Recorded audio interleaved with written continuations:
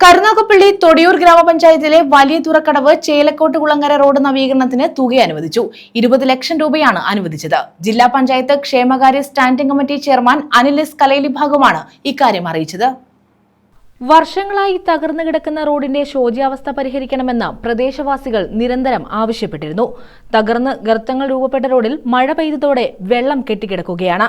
കുഴികളിൽ വീണ് ഇരുചക്ര വാഹന യാത്രികർക്ക് പരിക്കുപറ്റുന്നതും നിത്യസംഭവമായിരുന്നു. ഈ സാഹചര്യത്തിലാണ് റോഡിന് തുക അനുവദിച്ചത്. പ്രദേശത്തെ ജനങ്ങളുടെ ഏക ആശ്രയമാണ് വലിയ തുറക്കടവ് ചേലക്കോട്ട് കുളങ്ങര റോഡ്. ഈ തറയിൽ ജംഗ്ഷൻ ഉൾപ്പെടുന്ന മേഖലയായ തൊടിയൂർ ഡിവിഷനിലെ ജില്ലാ പഞ്ചായത്ത് അംഗം കൂടിയാണ്. കൊല്ലം ജില്ലാ പഞ്ചായത്തിൻ്റെ ആസ്തിയിൽ ഉൾപ്പെട്ടതാണ് മാലിമേ ഗ്രൗണ്ടിൽ നിന്നും തുടങ്ങി തറയിൽ ജംഗ്ഷനിൽ നിന്നും തെക്കോട്ട് പോയി വലിയതറ കടവ് വരെയുള്ള റോഡ്. ഈ റോഡ് സഞ്ചാര യോഗ്യമല്ലാതായി തീർന്നിട്ട് കുറേ നാളായി. നമുക്ക് ഗവൺമെൻറ്റിൽ നിന്നും ഫണ്ട് കിട്ടുന്നതിനുള്ള താമസം ചില സാഹചര്യങ്ങൾ ഈ റോഡിൻ്റെ നിർമ്മാണ പ്രവർത്തനത്തെ ബാധിച്ചിരുന്നു.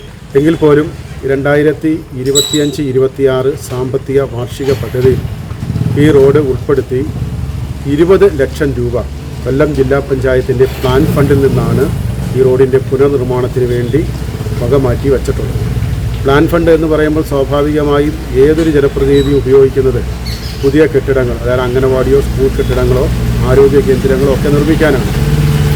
എന്നാൽ ഇവിടുത്തെ ജനങ്ങളുടെ സഞ്ചാര സ്വാതന്ത്ര്യത്തിന് മോശകരമായ ഒരു സാഹചര്യത്തിലൂടെയാണ് ഈ റോഡിലൂടെ ഓരോരുത്തരും യാത്ര ചെയ്യുന്നതെന്ന് മനസ്സിലാക്കിയതിൻ്റെ കൂടി അടിസ്ഥാനത്തിലാണ് പ്ലാൻ ഫണ്ടിൽ നിന്ന് തന്നെ ഇതിന് ഇപ്പോൾ 20 ലക്ഷം രൂപ നീക്കിവച്ചിട്ടുള്ളത്.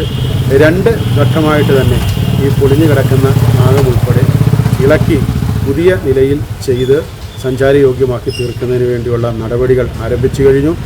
News bureau, Karunagappally.